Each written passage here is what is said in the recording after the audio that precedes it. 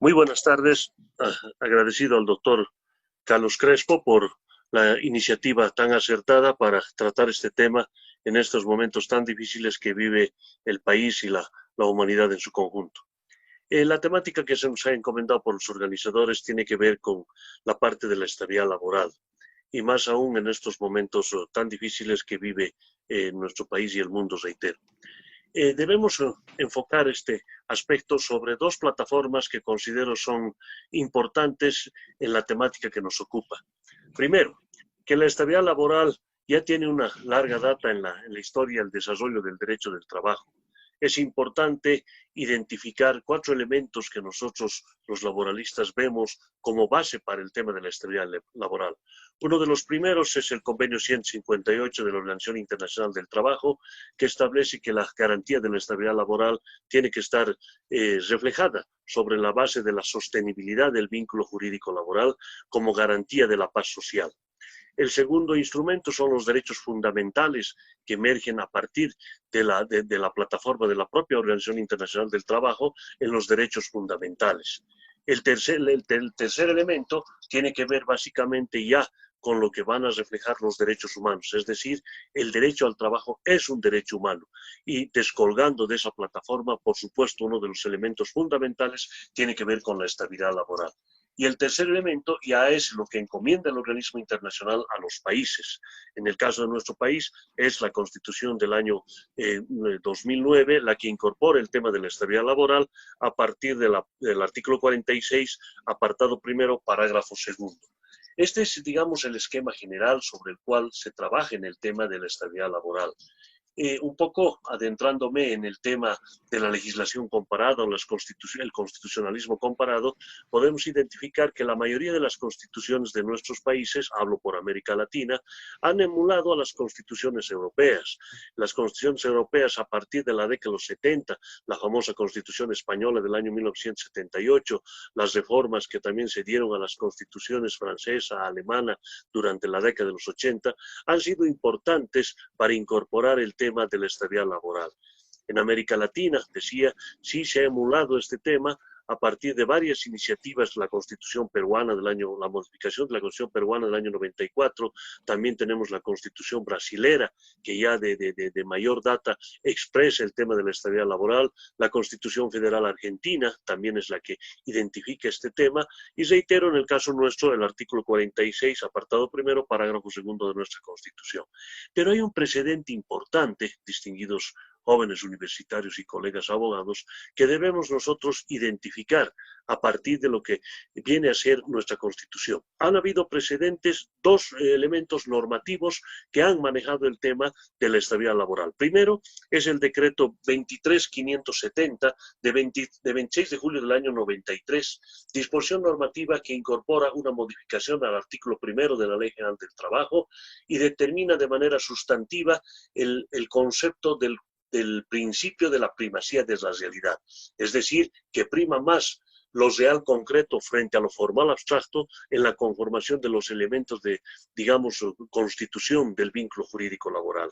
Y quien ha agudizado y ha puesto con mayor elemento conceptual el tema de la estabilidad laboral ha sido el decreto 28699 de 1 de mayo del año 2006. Estos dos precedentes a nuestra actual Constitución han sido los que han enriquecido primero con los principios, la aplicación pragmática, operativa de los principios del derecho del trabajo, y segundo, la implicancia directa que tiene que ver a partir de la estabilidad laboral. A partir del artículo 46, configuramos en Bolivia la estabilidad laboral en su triple dimensionalidad, es decir, es una garantía constitucional, ¿no? Es un derecho fundamental, también por el elemento supraconstitucional que representa las normas internacionales, y también es un derecho, por supuesto, en el ámbito de lo que representa la Constitución. Evidentemente, la reflexión viene acá, ya a más de 10 años de la promulgación de esta nuestra Constitución, lamentablemente no se ha operado de manera reglamentaria una norma laboral, no tenemos una nueva Ley General del Trabajo, ese es un vacío importantísimo. Vean ustedes que desde el año 1939 que no se modifica la Ley General del Trabajo. No sé si los políticos esperan los 100 años para modificar esta ley, pero en definitiva creemos que el marco constitucional, el marco convencional, los convenios internacionales establecen establecen un tema importante sobre lo que se configura como el vínculo jurídico laboral y la estabilidad laboral. Esta garantía, si bien de alguna manera está establecida en nuestra inveterata Ley General del Trabajo, pero es evidente que en el ámbito de la desvinculación maneja el artículo 16 de la Ley General del Trabajo y el 9 tendría que desvincular las causas justificadas o legales o tipificadas para poder desvincular. Pero entrando ya en sí en la parte específica del tema de la pandemia, debemos dejar claramente establecido que la disposición legal que ha emitido el actual gobierno establece una garantía de estabilidad laboral durante y la vigencia de la cuarentena. Así se determina a partir de lo que establece el decreto supremo de la cuarentena, el decreto 4218, ¿no? Este decreto claramente como norma especial determina de manera muy clara que no se puede despedir al trabajador durante la cuarentena, ya sea de entidad pública o privada. Es decir, que descuelga de la garantía constitucional expresada en el artículo 46 de la Constitución, descuelga el tema de la estabilidad laboral plena durante este periodo de cuarentena. La reflexión viene acá en el ámbito de establecer qué va a pasar luego de la cuarentena. Ya el gobierno ha empleado unos 10 días más. ¿Qué va a pasar a partir del 11 de mayo en nuestro país? Creo que es necesario que en este periodo el Supremo Gobierno y también las entidades involucradas, entidades académicas, colegios de abogados, etcétera, organizaciones de empleadores, de trabajadores, deban necesariamente preparar una norma jurídica para establecer aquellos casos en los que se hubiere transgredido esta garantía de estabilidad laboral absoluta que emerge del decreto de la presidenta Yanine Áñez. ¿Qué va a pasar más adelante? Creemos los laboralistas que deberá crearse un procedimiento procesal abreviado para aquellos casos en que por razones justificadas o no se hubiesen dado un despido. Por el otro lado, también como abogados laboralistas creemos que de alta relevancia que el gobierno tenga que asistir a las empresas, a las unidades económicas productivas para que puedan, por supuesto, mantener esta garantía de estabilidad laboral, no solo donde la cuarentena, porque lo complicado va a venir ya en la post-cuarentena, donde lógicamente la parte económica es la que va a prevalecer y por supuesto tendrá que estar preparado el empleador con el respaldo del Estado.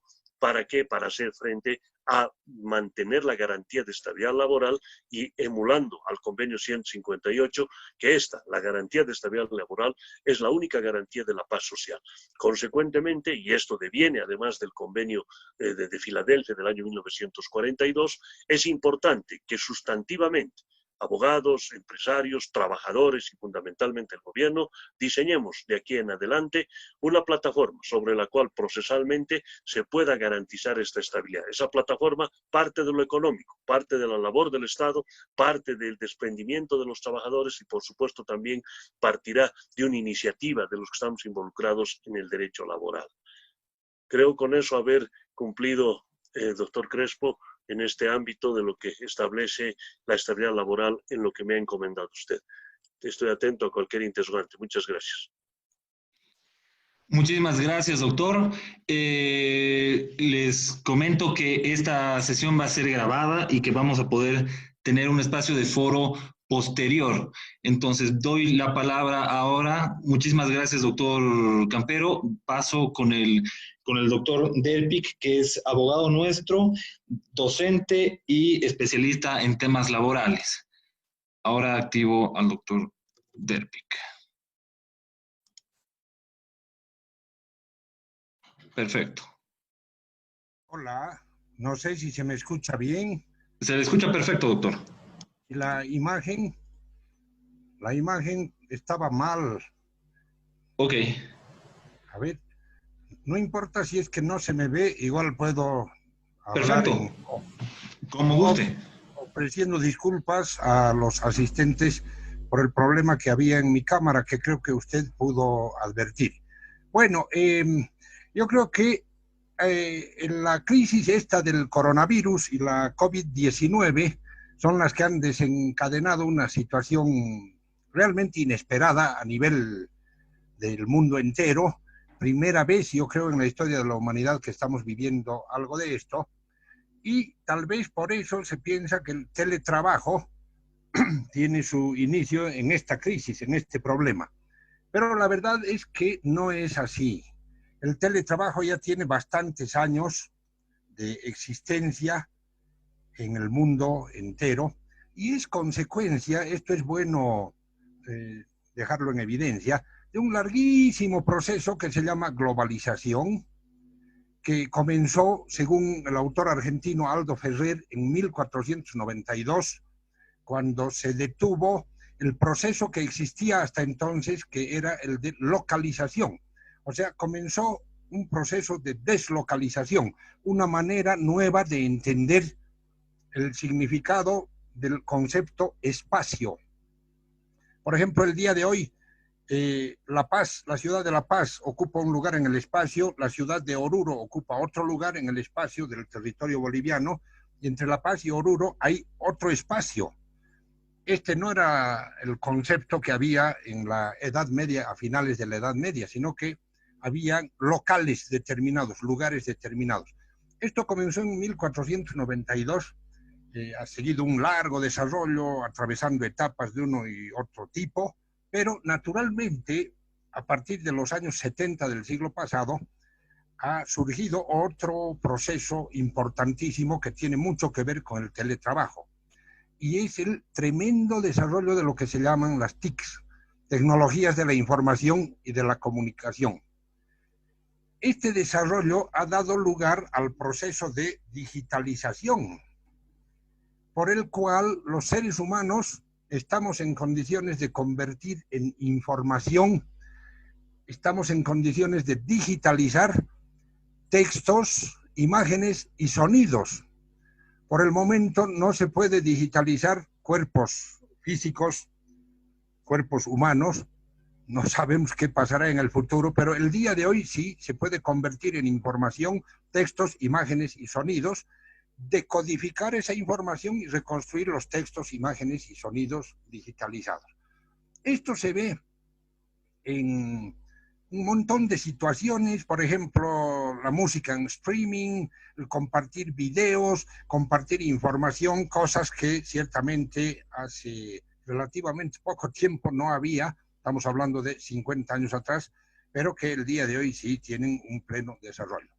Entonces, si combinamos estas posibilidades que tiene la humanidad de digitalizar con la crisis que ha producido el coronavirus y la COVID-19, tenemos que se resalta la necesidad de contar con algún instrumento que regule este teletrabajo. Hay varias definiciones de teletrabajo, como por ejemplo, el teletrabajo es la forma de organizar y realizar el trabajo a distancia mediante la utilización de las TIC en el domicilio del trabajador o en lugares o establecimientos ajenos al empleador. Otra definición, se entiende por teletrabajo a los efectos de esta ley, esto es de Argentina, a la realización de actos, ejecución de obras o prestación de servicios en los términos de los artículos 21 y 22 de la ley 20.744 y sus modificatorias, en las que el objeto del contrato o relación de trabajo es realizado total o parcialmente en el domicilio del trabajador o en lugares distintos del establecimiento o los establecimientos del empleador, mediante la utilización de todo tipo de tecnología de la información y de las comunicaciones. La OIT, la Organización Internacional del Trabajo, también se ha referido al teletrabajo, reconociendo que, fíjense, el teletrabajo puede ser desarrollado como una actividad empresarial, como una actividad de prestación de servicios o trabajo autónomo, como un contrato de cooperación o como contrato laboral. Por supuesto, a la OIT le interesa esta última forma. Entonces, la OIT dice que el teletrabajo es una forma de trabajo en la cual el mismo se realiza en una ubicación alejada de una oficina central o instalaciones de producción, separando así al trabajador del contacto personal con colegas de trabajo que estén en esa oficina, en esa empresa o en ese lugar de trabajo. Y segundo, la nueva tecnología hace posible esta separación, facilitando la comunicación. A partir de esto, entonces, entendemos que el teletrabajo supone el desarrollo de actividades fuera de la ubicación de la empresa. Segundo, con la utilización de TICs. Y tercero, estableciendo un nivel de contacto o de comunicación con el empleador. Por eso es que hay una modalidad de teletrabajo que se da bajo condiciones de subordinación y dependencia, bajo pago de una remuneración y un trabajo por cuenta ajena, que es el que varios docentes o muchos docentes estamos realizando ahora en distintas universidades. Bien, decía que a partir de esto, hace pocos días se ha dictado en Bolivia el decreto 4218, que en líneas generales tiene el siguiente contenido. Objeto, regular el teletrabajo como una modalidad especial de prestación de servicios caracterizada por la utilización de tecnologías de la información y comunicación, TIC, en los sectores público y privado. El ámbito de aplicación ya está dicho, los sectores público y privado, donde la naturaleza del trabajo lo permita, sin afectar otras áreas o servicios. Se exceptúan de esto, según el decreto 4218, las Fuerzas Armadas y la Policía. Luego el decreto tiene una serie de definiciones que no vamos a repetir, solamente enunciar: teletrabajo, teletrabajador, teletrabajo permanente, teletrabajo temporal, servicio digital, tecnologías de información y comunicación. A continuación, sobre la jornada de trabajo, el decreto 4218 determina que no puede exceder de lo dispuesto por la normativa laboral. Es decir, 8 horas diarias de trabajo, 48 semanales, en el caso de las mujeres 40, como todos ya conocemos. Establece este decreto unas obligaciones del empleador. Por ejemplo, proveer al teletrabajador cuando corresponda el equipamiento y el software requeridos para la adecuada prestación de los servicios contratados. Capacitar al teletrabajador para el adecuado manejo y uso del equipamiento y software necesarios. Establecer medios de comunicación formales para comunicar y hacer el seguimiento correspondiente a las tareas asignadas al teletrabajador. Y también obligaciones del empleador. Por ejemplo, cumplir con los protocolos de seguridad establecidos, permitir al empleador o entidad pública el acceso libre a la información relacionada con el teletrabajo, etcétera, etcétera. Es interesante anotar que el decreto hace referencia expresa al teletrabajo para todas aquellas personas que están bajo el ámbito de la Ley General del Trabajo, de la legislación laboral, y también para aquellas personas que prestan sus servicios sujetos a la Ley 2027, que es el Estatuto del Empleado Público. Luego, el decreto, en el artículo 10, se refiere a la suspensión del teletrabajo, señalando que cuando las fallas en equipamiento o software impidan el normal desarrollo de funciones del teletrabajador y se afecte el adecuado cumplimiento de sus labores, se podrá suspender temporalmente el trabajo. En fin, tiene una serie de disposiciones el decreto, entre ellas el hecho de que sea el Ministerio de Trabajo el encargado de establecer la reglamentación especial para la implementación del teletrabajo, de modo que es una primera norma, digamos, que probablemente ha surgido a raíz de la crisis. Hay otras relacionadas con la cuestión digital y el teletrabajo, la ley 164 o la ley de la ciudadanía digital, que no son expresamente sobre teletrabajo, sino este decreto es el primero que aborda en detalle y como objeto específico esta figura que ya es muy común en otras partes del mundo. Hasta aquí llegaría mi intervención, doctor Crespo. Muchas gracias a usted y felicitaciones por la iniciativa de tener este tipo de eventos. Bueno, muchísimas gracias. Quiero agradecer a los dos expositores, maravillosas exposiciones, por el tiempo, por la presentación, la disponibilidad. Y doy por concluido este webinar y muy buenas tardes a todos. ¿Quiere agregar algo, doctor? Las preguntas, ya muy valiosas, por supuesto, por vía ya interna. Muy gentil, gracias. Perfecto. Muchas gracias y buenas tardes.